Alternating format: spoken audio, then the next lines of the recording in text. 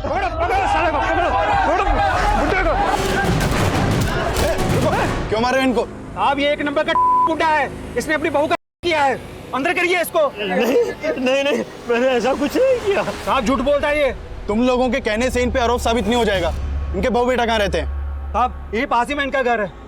साहब इसे थाने में डालिए, नहीं तो इसको बहुत मारेंगे। कमल लेके जाओ इन्हें।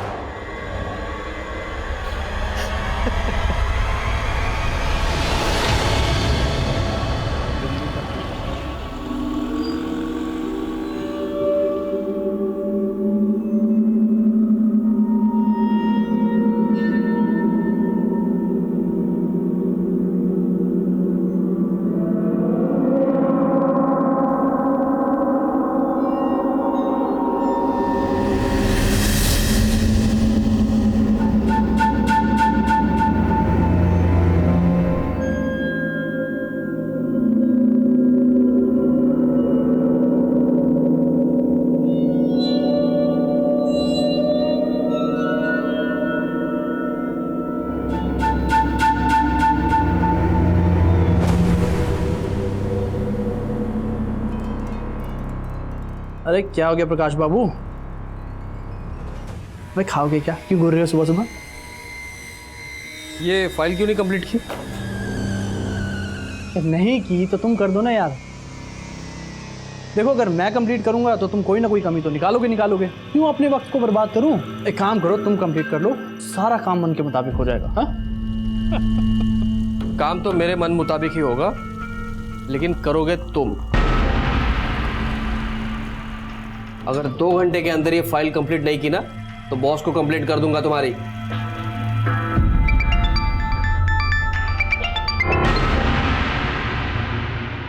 हेलो हेलो प्रकाश जी, आज आप अपना टिफिन ले जाना भूल गए। देखो माधुरी, मैं तुमसे बात करने के मूड में नहीं हूँ, बाद में फोन करता हूँ।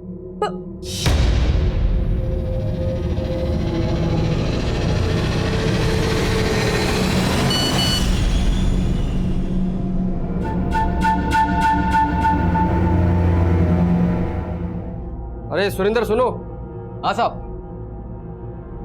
देखो एक बच्चे को ओ नेगेटिव ब्लड की जरूरत है और मेरा ओ नेगेटिव ब्लड ग्रुप है, बहुत रेयर होता है ये, तो बॉस को बोल देना मैं ब्लड डोनेट करने गया हूँ, थोड़ा इमरजेंसी है, ठीक है?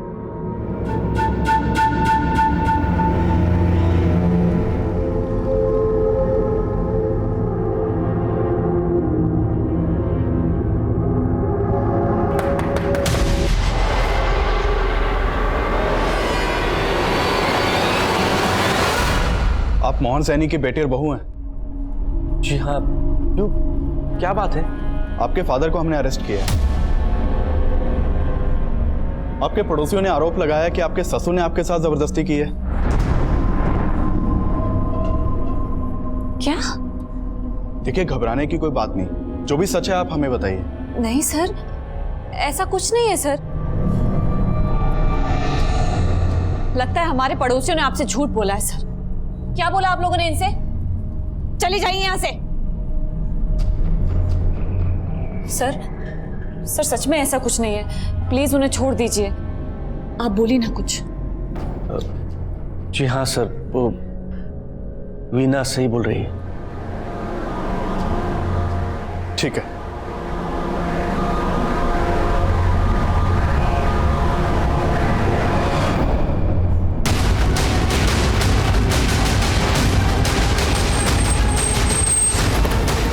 सर ये देखिए,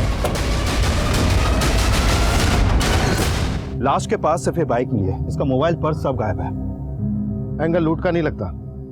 अगर मामला लूट का होता तो वो बाइक लेकर भी जाते। इसकी पहचान पता करो और देखो बाइक किस एड्रेस पे रजिस्टर्ड है। Okay sir.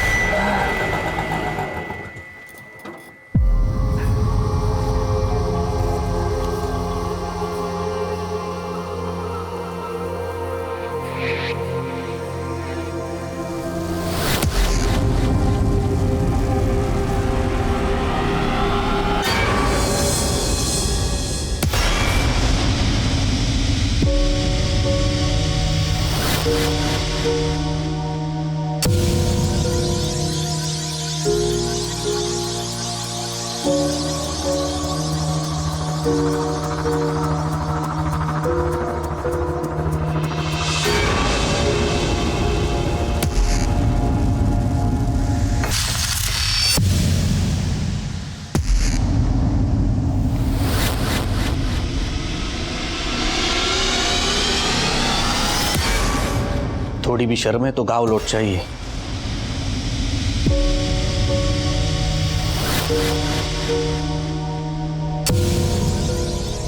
साहब हमें ये आदमी अपने मोहल्ले में नहीं चाहिए, अंदर करिए इसको। थोड़ी भी शर्म है तो गाँव लौट चाहिए।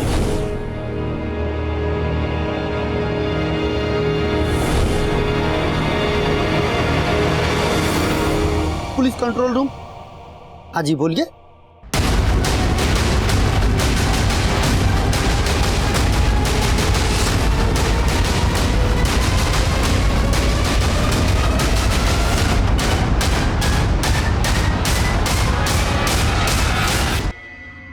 सर, उस लाश के पास जो बाइक मिली थी वो प्रकाश शर्मा के नाम पर मोती नगर के एड्रेस पर रजिस्टर्ड है। और जब मैंने मोती नगर पुलिस को कांटेक्ट किया तो उन्होंने बोला कि प्रकाश की वाइफ ने कल रात प्रकाश की मिसिंग कंप्लेंट दर्ज करवाई थी। मैंने उसे बुला लिया सर।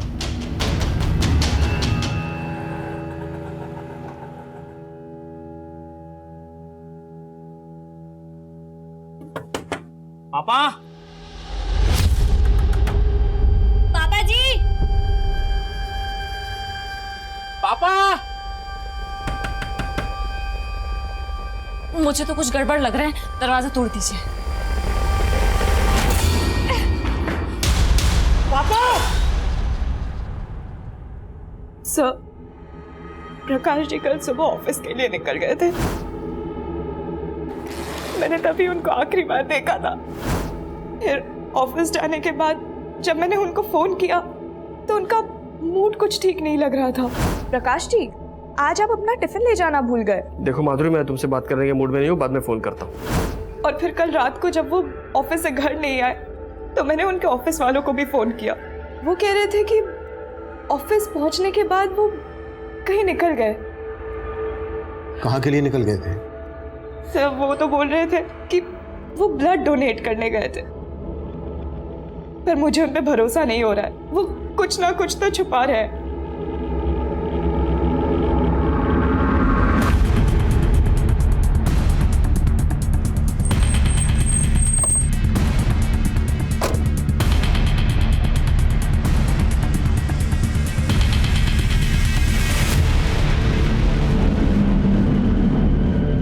नहीं सर, हम लोग झूठ नहीं बोल रहे सर। कल सुबह प्रकाश के नंबर पर किसी नंबर से मैसेज आया था।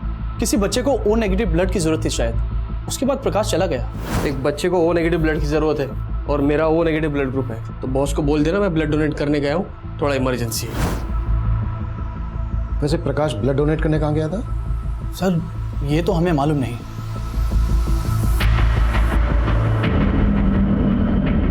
अगर प्रकाश वाकई में ब्लड डोनेट करने गया था तो हो सकता है ब्लड डोनेशन का फेक मैसेज भेजकर उसे किसी ने धोला को बुलाया हो और उसका मर्डर कर दिया।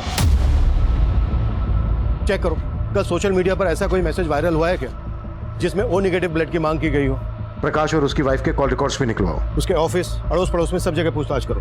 प्रकाश से जुड़ी हर बात हमें मालूम होनी चाहिए। सर,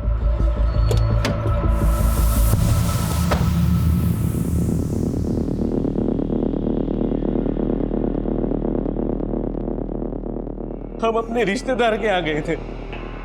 वहां से आकर देखा तो पापा ने आत्महत्या की थी।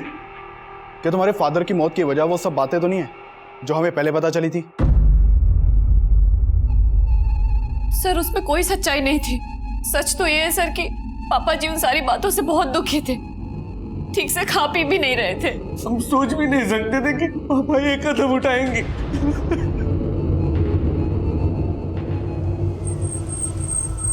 साहब, वैसे तो प्रकाश जी बहुत अच्छे आदमी थे, लेकिन ऑफिस में उनका सिर्फ एक ही इंसान के साथ पंगा था। किसकी बात कर रहे हो तुम? सर, पूर्णिमा मैडम। प्रकाश, ये कुछ एंट्रीज मुझे ठीक नहीं लग रही। दूर रहो, बिना टच किए बात नहीं कर सकती क्या? क्या है ये?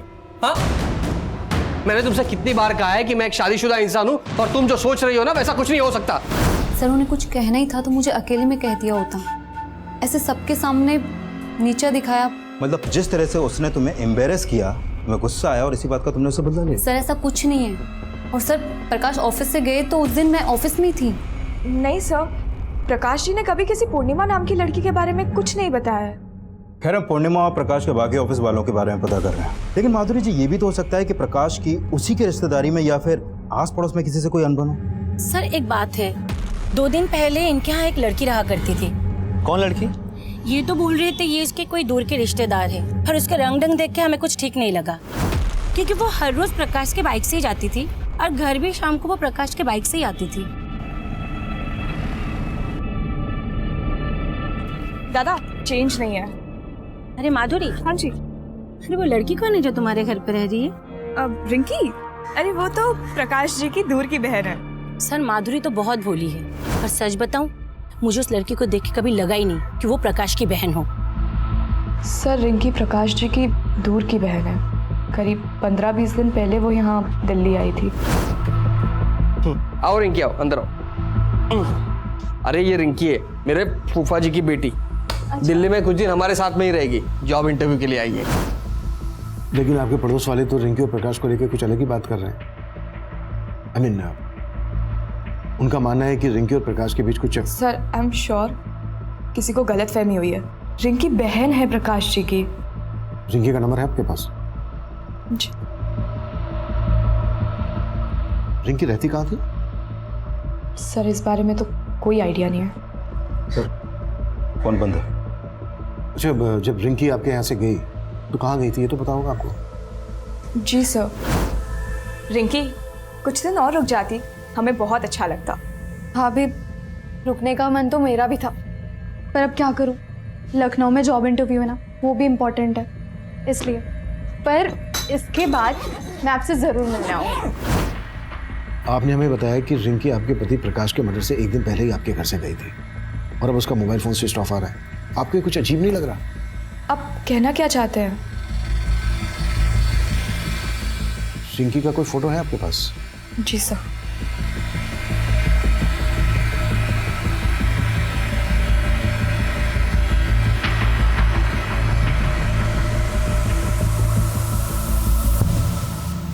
रिंकी के कॉल रिकॉर्ड्स और एक्टिविटीज पता करो। प्रकाश के कत्ल से एक दिन पहले रिंकी का प्रकाश के घर से जाना और अब रिंकी का मोबाइल फोन स्विच ऑफ आना, ये कुछ ठीक नहीं लग रहा है। पानी देना।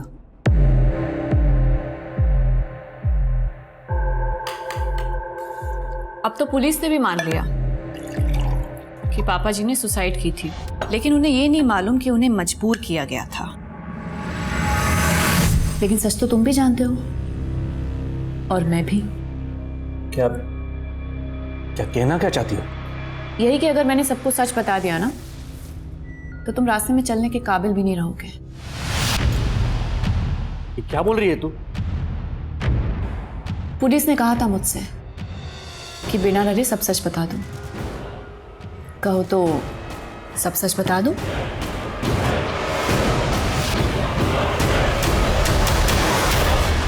पानी दो मुझे।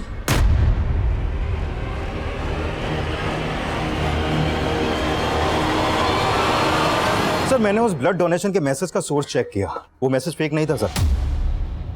गोविंदपुरा में एक हॉस्पिटल है जहां वाकई में एक बच्चे को ओ नेगेटिव ब्लड की जरूरत थी और मैंने कंफर्म किया कि प्रकाश ने अपना ब्लड वहां पे डोनेट किया था। सर प्रकाश के बारे में अभी तक जो भी सामने आया उससे ये तो साफ है कि प्रकाश काफी हेल्पफुल इंसान था। प्रकाश कितना हेल्पफुल आदमी था ये तो हमें रिंकी ही बता सकती है। रिंकी की कोई इंफॉर्मेशन? सर रिंकी का फोन नंबर पानीपत के एड्रेस पर रजिस्टर्ड है और प्रकाश की हत्या से एक दिन पहले रिंकी और प्रकाश इन दोनों का फोन जनकपुरी में एक साथ काफी टाइम तक एक्टिव था। लेकिन सर इन दोनों के बीच में फोन पर कोई बात नहीं होती थी और सब लोग बोल रहे हैं कि रिंकी लगभग 15 दिन तक प्रकाश के घर में रही थी। और मैंने प्रकाश की वाइफ की कॉल रिकॉर्ड चेक किए सर, उसमें कुछ भी सस्पिशियस नहीं मिला। हो सकता है रिंकी और प्रकाश मोबाइल फोन पर किसी ऐप के जरिए बात करते हो। एक तरफ रिंकी और दूसरी तरफ प्रकाश के ऑफिस में काम करने वाली है पूर्णिमा। इन दोनों के बीच की कहानी भी काफी अजीब है। विकास पता करो रिंकी और पूर्णिमा का आपस में कोई कनेक्शन था क्या, और पानीपत पुलिस से भी कांटेक्ट करो। इस रिंकी का मिलना हमारे लिए बहुत जरूरी है। Sure sir.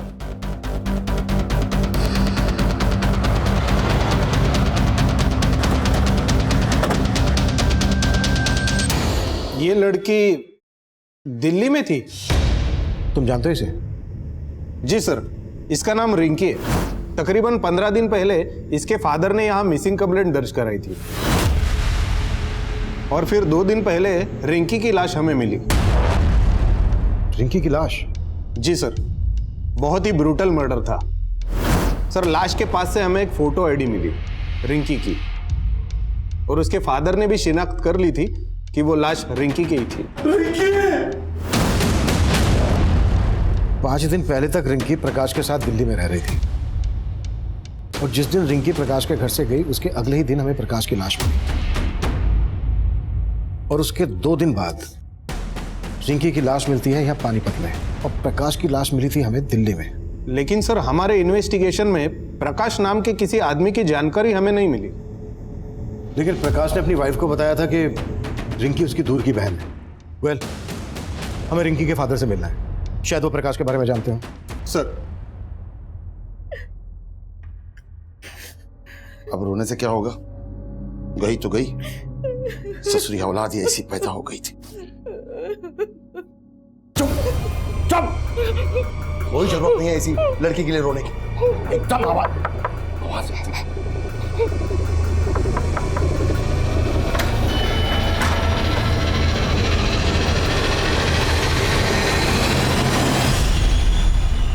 नहीं साहब, मैं किसी प्रकाश को नहीं जानता और दिल्ली में मेरा कोई रिश्तेदार भी नहीं। लेकिन रिंकी दिल्ली में इसी प्रकाश के साथ रह रही थी। कहीं रिंकी और प्रकाश का कोई चक्कर वक्कर तो नहीं था? ऐसा क्यों कह रहे हैं आप? क्यों मेरी मरी हुई बेटी को बदनाम कर रहे हैं? देखिए, हमारा इरादा किसी को बदनाम करने का नहीं है, हम हमारा काम कर रहे हैं। दिल्ली में प्रकाश का मर्डर हो गया है। रिंकी दिल्ली गई थी तो क्यों गई थी? और वो प्रकाश के मर्डर के तुरंत बाद पानीपत में आई, तो पानीपत में रिंकी का मर्डर किसने किया होगा? मेरी भी समझ में कुछ नहीं आ रहा है और मैं किसी प्रकाश को नहीं जानता।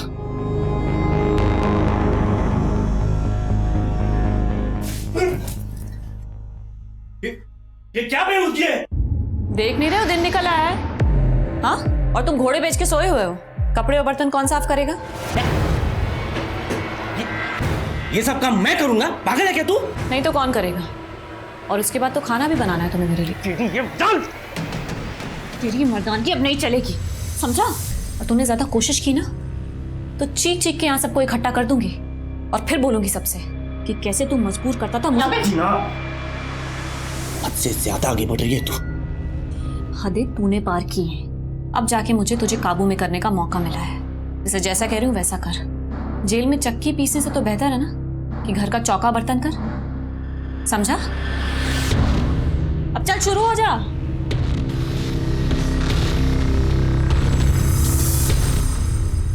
सर, ये प्रकाश की पोस्टमार्टम रिपोर्ट। सर, प्रकाश की मौत से पहले उसको काफी पीटा गया था और सर पानीपत पुलिस से रिंकी की पोस्टमार्टम रिपोर्ट के बारे में ही पता चला है।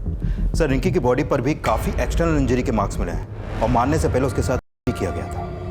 प्रकाश का मर्डर रिंकी के मर्डर से 2 दिन पहले हुआ और इन दोनों का मर्डर जिस तरह से हुआ है, ऐसा लग रहा है जैसे इन दोनों का कोई कॉमन दुश्मन रहा होगा। सर, रिंकी को लेकर प्रकाश ने अपनी वाइफ से झूठ बोला था। अरे ये रिंकी है, मेरे फूफा जी की बेटी। कहीं रिंकी और प्रकाश का आपस में कोई अफेयर तो नहीं? ये एक्स्ट्रा मैरिटल अफेयर से ज्यादा ऑनर किलिंग का मामला लग रहा है। शायद रिंकी के फादर को रिंकी और प्रकाश के अफेयर के बारे में पता चल गया होगा और उसको ये पता चल गया होगा कि रिंकी पानीपत से भागकर दिल्ली में प्रकाश के साथ रहने लगी है। इसलिए रिंकी के फादर ने प्रकाश को यहाँ मार डाला और रिंकी को पानीपत ले जाकर मार डाला हो ताकि दोनों केस आपस में कनेक्टेड ना लगे। लेकिन सर, रिंकी का हुआ है, क्या आपको वाकई में लगता है कि रिंकी के मर्डर में इसके बाप का हाथ होगा? रिंकी के फादर को ऐसे हम क्लीन चिट नहीं दे सकते। रिंकी के फादर की कुंडली निकालो और धोला कुआं में जहां प्रकाश की लाश मिली थी आसपास के सीसीटीवी खंगालो। शायद कोई ऐसा आदमी कैप्चर हुआ हो जो रिंकी और प्रकाश से ताल्लुक रखता है, इन दोनों में से किसी एक से ताल्लुक रखता हो। इन दोनों के कॉल रिकॉर्ड से हमें कुछ नहीं मिला है। इन दोनों के सोशल मीडिया अकाउंट चेक करो, शायद वहां से कुछ मिल जाए। Right sir.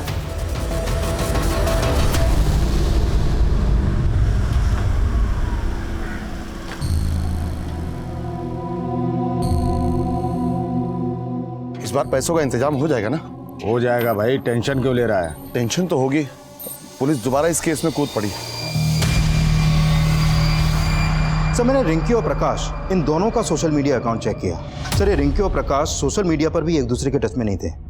लेकिन सर, प्रकाश के सोशल मीडिया अकाउंट में उसी को ऑफिस में काम करने वाले पूर्णिमा के काफी मैसेज मिले हैं। ये देखिए सर। इस पूर्णिमा के अगेंस्ट कुछ मिला? नहीं सर, फिलहाल पूर्णिमा के खिलाफ तो कुछ नहीं मिला है। लेकिन सर, रिंकी के सोशल मीडिया अकाउंट में एक रोहन नाम के लड़के का अकाउंट भी मिला है। ये देखिए सर, ये रोहन और रिंकी के बीच में जिस तरह की चैटिंग होती थी, उसे लगता है कि इन दोनों का आपस में अफेयर था। काफी इंटीमेट बातें होती थी सर। ये देखिए। कि रोहन रहता कहाँ है? रोहन, कहाँ जा रहा है? मम्मी 4 बज रहे, कहाँ जाऊंगा मैं? ट्यूशन जा रहा हूँ। अच्छा ठीक है, पर घर जल्दी आ जाना। आजकल रोज ही घर देर से आता है तू। मम्मी एग्जाम चल रहे हैं, कल एक्स्ट्रा क्लासेस लेते हैं। ठीक है, मैं आ जाऊंगा जल्दी। क्लासेस बाद में जाना, पहले हमें कुछ सवालों के जवाब देना। क्या हुआ सर? क्या किया मेरे बेटे ने? हमें आपके बेटे से कुछ बातें करनी है, अकेले में। हाँ सर, रिंकी मेरी दोस्त है, लेकिन सर हमारा ब्रेकअप हो गया था। ब्रेकअप क्यों हुआ था? सर ये हमारा पर्सनल मैटर है, आप ये क्यों पूछ रहे हैं सर? वो इसलिए क्योंकि रिंकी का मर्डर हो गया है। क्या सर? सर रिंकी का मर्डर? हाँ मर्डर, और मर्डर सिर्फ रिंकी का ही नहीं हुआ है, बल्कि प्रकाश नाम के इस आदमी का भी मर्डर हुआ है, और दिल्ली में रिंकी इसी आदमी के साथ रह रही थी। अब तो ये बोल, तेरा रिंकी और प्रकाश के मर्डर से क्या लेना देना है? सर मेरा सर किसी से कोई लेना देना नहीं है, और सर ये प्रकाश मैं सर किसी को नहीं जानता। पिछले 6 महीने से रिंकी से तू सोशल मीडिया अकाउंट पर टच में था। तुम दोनों की चैट हिस्ट्री है हमारे पास, दिखाऊं? रिंकी पानीपत से दिल्ली तेरे कहने पर आई, और तुम दोनों के कॉल रिकॉर्ड के हिसाब से तेरा और रिंकी का मोबाइल फोन दिल्ली में कई जगह पर एक साथ एक्टिव था। क्या छिपा रहा है हमसे? सर मैं कुछ नहीं छिपा रहा, लेकिन सर हाँ मैं रिंकी से प्यार करता था, और सर जब वो दिल्ली आई थी तो मुझसे मिल भी रही थी। रिंकी यार, मैंने सोचा भी नहीं था कि तुम मुझसे मिलने ऐसे दिल्ली आ जाओगी। रोहन, मैं दिल्ली में सेटल होना चाहती हूँ, इसलिए मैं जॉब ढूंढ रही हूँ। क्या तुम मेरी थोड़ी मदद करोगे? ऑफ कोर्स यार, मैं तुम्हारे लिए जॉब ढूंढ देता हूँ। Thank you. अब ना मैं ट्रैवलिंग करके बहुत थक गई हूँ, तो तुम्हारे घर चले? मेरे घर? रिंकी मैं तुमको अपने घर नहीं ले आ सकता, और सर इसी बात से नाराज होकर उसने बोलचाल बंद कर दी। डीएनए करवा उसका, और जब तक डीएनए रिपोर्ट नहीं आ जाती है हमसे बिना पूछे शहर से बाहर नहीं जाएगा।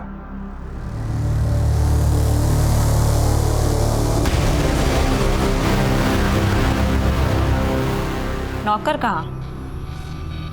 तुम तो पति हो मेरे, फिर बीवी की सेवा करने से क्या परहेज? सेवा जी तो करता है तेरा गला दबा दूं। फिर तो तुम्हारे बचने की रही सही कसर भी नहीं बचेगी। पुलिस से बचना चाहते हो ना, तो मुझे बचा के रखो, और जरा प्यार और नजाकत से पेश आओ। कांच हूं मैं, चटक गई ना तो खूनम खून तुम हो जाओगे। ये लड़का रिंकी का दोस्त है, हो सकता है रिंकी के साथ ये लड़का भी यहाँ पर कभी आया हो। नहीं सर, ये लड़का कभी नहीं आया यहाँ। सर रिंकी का फोन अभी अभी पालम में एक्टिव हुआ था, और फोन अभी भी चालू है। व्हाट?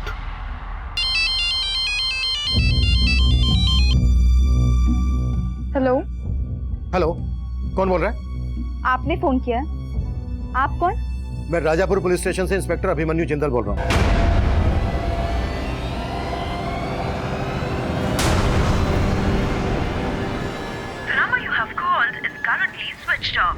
रिंकी का फोन किसी लड़के ने उठाया था और अब स्विच ऑफ। विकास, पालम में जहां रिंकी का फोन एक्टिव हुआ था वहां अपनी एक टीम भेजो। हो सकता है हमारा ध्यान भटकाने के लिए किसने रिंकी का फोन एक्टिव किया हो, और अपने खबरियों को रिंकी का फोटोग्राफ दो, पता लगवाओ कि पालम में रिंकी का कहां कहां आना जाना था। रिंकी के फादर से भी मिलो। सर। रोहन, रोहन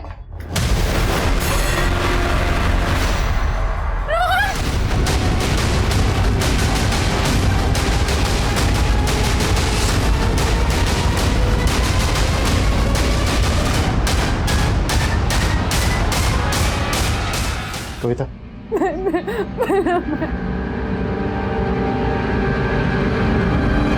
सर पहले रोहन से बात करके ऐसा लगा नहीं था कि वो हमारी पूछताछ की वजह से सुसाइड कर लेगा। हमें यह भी समझना होगा कि अचानक से रिंकी के फोन एक्टिव होने का क्या चक्कर है, और उसके बाद रोहन ने सुसाइड किया। पानीपत पुलिस ने हमें बताया था कि उन्हें जिस लड़की की लाश मिली थी उसका चेहरा काफी बिगड़ा हुआ था। उस लड़की की लाश के पास से उन्हें रिंकी का आईडी मिला, तो उन्होंने मान लिया कि यह लाश रिंकी की है। अगर हम ये मानकर चलें कि वो लाश रिंकी की नहीं थी, तो क्या पॉसिबिलिटीज हो सकती हैं? लुक, हम पहले रिंकी को प्रकाश के मर्डर में इन्वॉल्व मानकर चल रहे थे, तो हो सकता है इस मर्डर चार्ज से बचने के लिए रिंकी ने एक कत्ल किया और खेल रचा हो। सर अगर इस लिहाज से देखा जाए तो रिंकी का बाप भी हमारा स्ट्रॉन्ग सस्पेक्ट बनता है, क्योंकि उसी ने उस लाश की शिनाख्त की थी और माना था कि वो लाश रिंकी की है।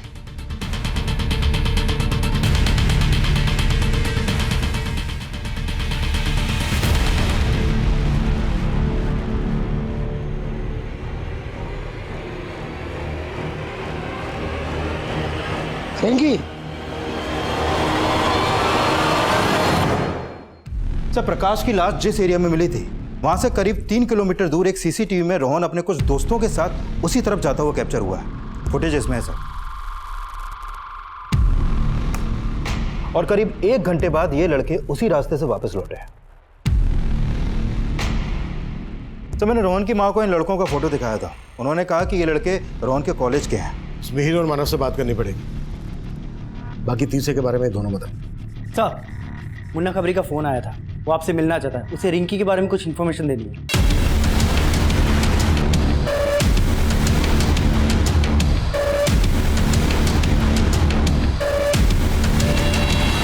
सर मुझे कोई गलतफहमी नहीं हुई है, वो लड़की यही थी सर, रिंकी। रिंकी,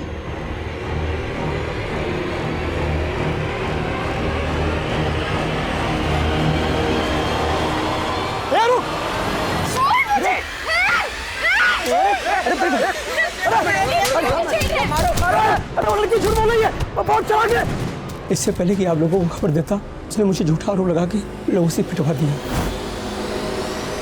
ये बहुत बड़ा गेम लगता है विकास। रिंकी वाकई में जिंदा है, लेकिन सवाल ये है कि वो लाश किस लड़की की थी जिसकी रिंकी के फादर गणपत ने रिंकी के नाम से शिनाख्त की। विकास, हो सकता है रिंकी का फादर भी रिंकी की साजिश में इन्वॉल्व और उसे पता हो रिंकी इस वक्त कहाँ है। तलब करो उसे। सर हेलो सर, रोहन के उन तीनों दोस्तों को थाने ले आया।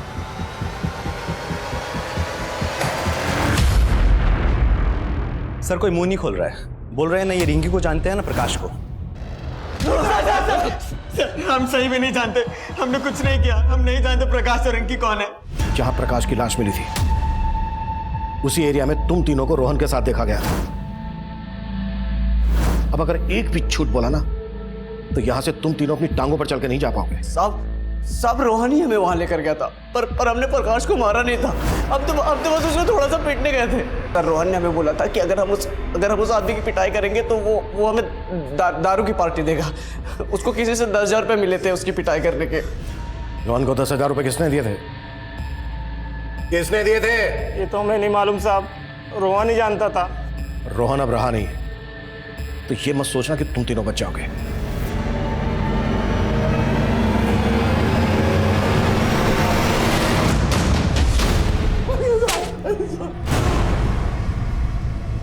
बोल रिंकी कहा? क्या कह रहे हैं साहब? यही साहब तो थे जो रिंकी की लाश दिखाए थे साहब।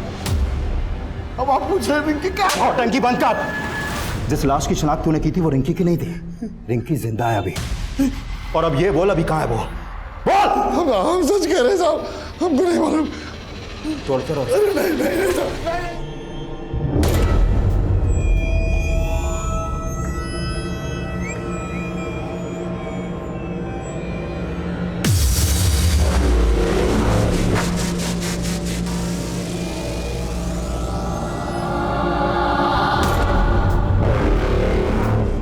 सर रिंकी जब गायब हुई थी तो रिंकी के पिता गणपत ने पानीपत के एक एनजीओ में काम करने वाले इस दिनेश नाम के आदमी से कांटेक्ट किया था। सर इस दिनेश के पॉलिटिकल कनेक्शन काफी अच्छे हैं। इसने पानीपत के एमएलए से मिलकर पुलिस पर रिंकी को ढूंढने का दबाव डाला था और फिर रिंकी की लाश मिलने के बाद इसने गणपत को मुआवजा दिलाने के लिए एमएलए को अप्रोच भी किया और फिर एमएलए ने रिंकी का मुआवजा देने के लिए प्रपोजल फाइल भी कर दिया था, लेकिन वो अभी भी अंडर प्रोसेस है। इसका मतलब गलत लाश को पहचानने का मसला मुआवजे के लालच से भी जुड़ा हो सकता है सर। और यह भी पता चला है कि दिनेश के एनजीओ में ऐसी कई लड़कियां हैं जो सुन और बोल नहीं सकती। और अंदर की खबर यह है कि ये उन लड़कियों को एमएलए समेत कई मिनिस्टर्स और बिजनेसमैन को भी सप्लाई करता है। साहब आप गलत कर रहे हैं, ये आप नहीं जानते मैं क्या कर सकता हूँ। तू नहीं जानता है मैं क्या क्या कर सकता हूँ? तेरे बारे में सब कुछ पता कर लिया हमने। तेरे एनजीओ की ये लड़की विनीता गायब है। नहीं सुन सकती थी, नहीं बोल सकती थी। अब तू ये बोल, ऐसे ही बताएगा या फिर 3rd डिग्री की परमिशन लूं? विकास साहब रुक जाइए, मैं बताता साहब, मैं बताता। मैंने कुछ नहीं किया साहब, सारा प्लान इसका था साहब, सारा प्लान इसका था। और रिंकी गायब नहीं हुई थी साहब, वो घर छोड़ के भाग गई थी, और भागने से पहले उसने घर में एक लेटर भी छोड़ा था। मैं तो इसके पास गया था रिंकी को ढूंढने के लिए, मदद के लिए साहब। ये मुआवजे का लालच देकर मेरी बुद्धि घुमा दी इसने साहब। वो लड़की की जो लाश मिली है साहब, उसके बारे में भी यही सब जानता है। सब प्लान इसी का था साहब।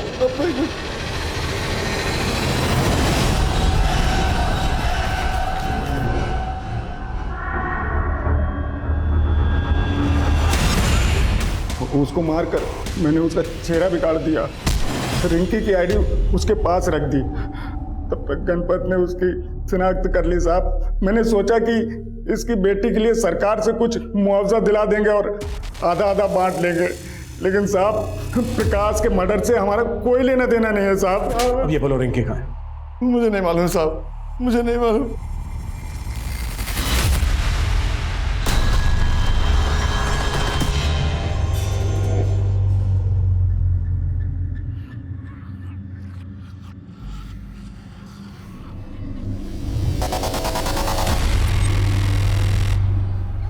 सर, ये रोहन रोहिणी में इस महेंद्र नाम के आदमी से ट्यूशन पढ़ता था, और मैंने चेक किया कि रिंकी का फोन पहले कई दफे रोहिणी में एक्टिव रहता था। सर, हो सकता है ये महेंद्र हमें रिंकी की कोई लीड थे। इसे थाने बुला लिया सर मैंने। सर, रोहन ने अपने दोस्तों के साथ क्या किया ये तो मैं नहीं जानता, पर हाँ सर, रोहन रिंकी से सच में बहुत प्यार करता था, इसलिए जब रिंकी दिल्ली आई थी तो वो उसे लेकर मेरे घर भी आया था। सर, ये मेरी दोस्त रिंकी। सर, मैं अकेला रहता हूँ, इसलिए रोहन चाहता था कि मैं रिंकी को कुछ दिनों के लिए अपने घर पे रख लूं, और मैंने रिंकी को अपने घर पे रखने के लिए 2 दिन के लिए परमिशन भी दे दी थी। पर सर, मैं रिंकी को ज़्यादा दिन के लिए अपने घर पे नहीं रख सकता था, इसलिए मैंने उसे जाने के लिए कह दिया। फिर उसके बाद उसके साथ क्या हुआ सर, मुझे सच में कुछ नहीं मालूम। रिंकी यहाँ दिल्ली में इस प्रकाश के साथ रह रही थी, आप जानते हैं इसे? नहीं सर, मैं नहीं जानता। ठीक है, आप जा सकते हैं। जी सर, शुक्रिया। विकास, इसकी भी कुंडली निकालो। सर, जनकपुरी के एक एजेंट ने रिंकी का फोटो आइडेंटिफाई किया है। उसने बताया कि उसने रिंकी को जनकपुरी में एक फ्लैट किराए पर दिलवाया था, और रिंकी उस फ्लैट में उसी दिन शिफ्ट हो गई थी जिस दिन प्रकाश का मर्डर हुआ।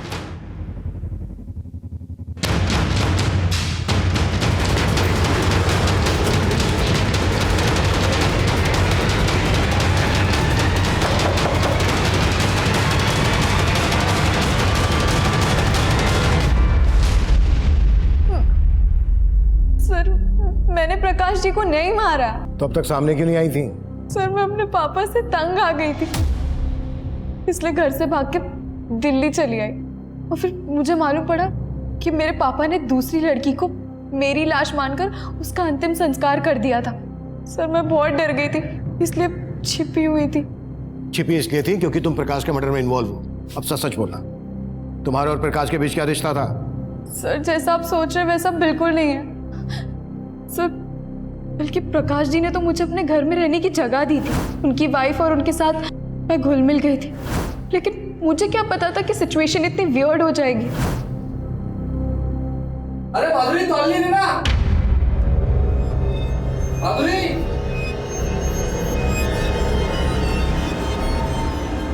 अरे माधुरी, तौलिए दो। रिंकी, रिंकी। हाँ, देखना प्रकाश जी क्या मांग रहे हैं। मेरे हाथ में आटा लगा हुआ है। अरे माधुरी, तौलिए दो। हाँ।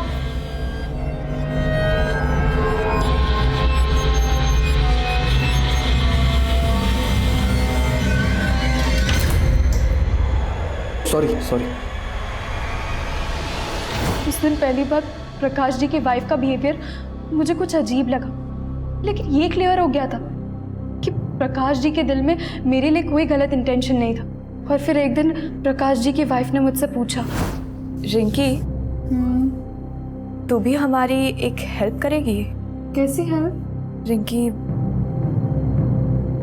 हमारी शादी को 3 साल हो गए हैं, लेकिन मैं। भाभी, रो क्यों रही हो? रिंकी, मैं आज तक प्रकाश जी को बच्चा नहीं दे सकी। हमारे पास इतने पैसे भी नहीं है कि सरोगेसी के जरिए हम एक बच्चा पैदा करवा सके। रिंकी, क्या तू मेरे लिए प्रकाश जी के बच्चे की माँ बनेगी? What? मैंने तो साफ मना कर दिया और फिर अगले दिन ही मैं घर छोड़ के चली गई और फिर उसी दिन जनकपुरी में मैं प्रकाश जी से मिली। प्रकाश जी से मिलके मैंने उनको सब साफ साफ बता दिया और फिर आगे क्या हुआ मुझे नहीं पता। माधुरी ने हमसे बताया कि प्रकाश ने उससे कहा कि तुम प्रकाश की दूर की बहन हो। भला कोई भाभी अपनी ननद से ऐसी शर्त क्यों रखेगी? दूर की बहन? हाँ सर, मैं प्रकाश जी की दूर की बहन नहीं हूँ। मुझे तो माधुरी लेकर आई थी। प्रकाश जी, ये रिंकी है। अच्छा, मेरे दूर की बहन। तो तुम माधुरी की दूर की बहन हो? नहीं सर, मेरा तो उनसे भी कोई रिश्ता नहीं है, बल्कि मुझे तो रोहन के ट्यूशन टीचर ने माधुरी से मिलवाया था। पता था साहब, सब माधुरी को मैंने इंद्रजीत जानता था साहब।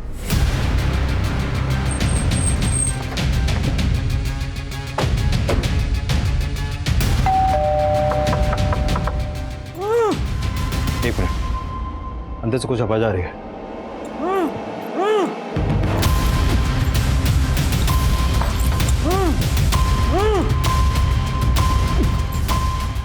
दरवाजा तोड़ो।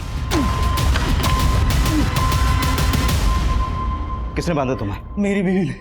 मालूम है मैंने जो अपने पति के साथ किया वो गलत किया, लेकिन सर वो उसी लायक है। सर मैं आपको बहुत पहले सब सच सच बताना चाहती थी, लेकिन समझ में नहीं आ रहा था कि अपने पति और बहन की करतूतों का बखान किस मुंह से करती। मेरे पति की वजह से मेरे ससुर जी ने सुसाइड किया सर। तुम दोनों जीजा साली के अफेयर का चिट्टा खुल चुका है। अब चुप रहने से कोई फायदा नहीं है। चलो फटाफट हो जाओ शुरू। तो मैंने शादी भले वीना से की थी, लेकिन मैं माधुरी को अपनी दूसरी बीवी बनाकर रखना चाहता था। माधुरी, तेरी और वीना की माँ तो मर गई है, लेकिन हमारे बीच मेरा बाप भी रोड़ा बना हुआ है। ये क्या बकवास कर रहा है तू? अपनी शादीशुदा साली को तू अपनी दूसरी बीवी बनाना चाहता है? मेरा बाप रोड़ा बना हुआ था तो मैंने उसको उसी की नजरों में गिरा दिया। मेरे ही कहने पर उस आदमी ने मेरे बाप को सबके सामने बेइज्जत कर दिया। तो इस तरह से तूने अपने बाप को सुसाइड करने पर मजबूर किया। किसने मदद की तुम लोगों की इसमें? महेंद्र मेरा दोस्त था सर। ऐसे ही बातों बातों में उसने मुझे कहा कि एक कोई लड़की है जो अपना घर छोड़कर भाग कर आई है और उसको पीजी की जरूरत है। तो हमने रिंकी के जरिए प्रकाश को ब्लैकमेल करने का प्लान बनाया। मैं चाहती थी रिंकी मेरी बातों में आकर एक बार प्रकाश के साथ सो जाए और मैं उनकी तस्वीरें खींच लूं, ताकि प्रकाश से तलाक की वजह भी मिल जाए और ज़्यादा से ज़्यादा एलिमनी भी वसूल हो सके। पर रिंकी तुम्हारी बातों में नहीं आई और उसने सब कुछ प्रकाश को बता दिया। तुम इतनी गिरी हुई होगी ये मैंने सोचा तक नहीं था। अब तलाक मैं तुम्हें दूंगा और एक फूटी कौड़ी नहीं मिलेगी तुझे। हमने उसी वक्त सोच लिया था कि अगर प्रकाश को हम जिंदा छोड़ेंगे तो वो हमारे प्लानिंग पर पानी फेर देगा। तो रोहन को वो 10,000 रुपए तूने ही दिए थे?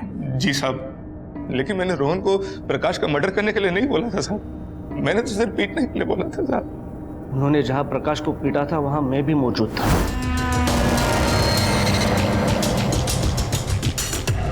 प्रकाश की मौत के बाद जब आपने रोहन से पूछताछ की तो वो डर गया था साहब, और जब वो मुझसे मिला तो मैंने उसको और डरा दिया था साहब। देखो रोहन, मैं तो मानता हूँ कि तुमने और तुम्हारे दोस्त ने मिलकर प्रकाश को सिर्फ पीटा था, लेकिन पुलिस इस बात पर यकीन नहीं करने वाली।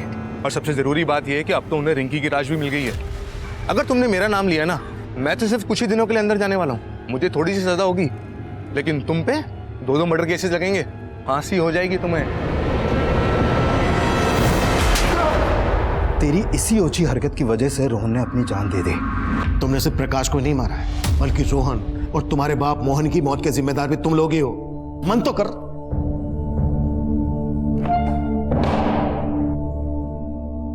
अनैतिक रिश्ते वो मीठा जहर है जो मुंह लगते ही इंसानी सोच और समझ को खोखला करना शुरू कर देता है और देखते ही देखते अपराध के एक ऐसे भंवर में फंसा देता है जहां से वापसी के सभी दरवाजे बंद हो गए होते हैं। इंद्रजीत और माधुरी भी इसी राह पर थे और वो पूरी जिंदगी सलाखों के पीछे यही सोचकर पछताएंगे। उनका एक गलत कदम उन्हें कभी सलाखों से बाहर नहीं निकाल पाएगा। अब मैं सीनियर इंस्पेक्टर अभिमन्यु जिंदल आप लोगों से विदा लेता हूं। आपसे फिर मुलाकात होगी एक नए केस के साथ। देखते रहिए क्राइम पेट्रोल 10 तक। मकसद बताना नहीं, बचाना है।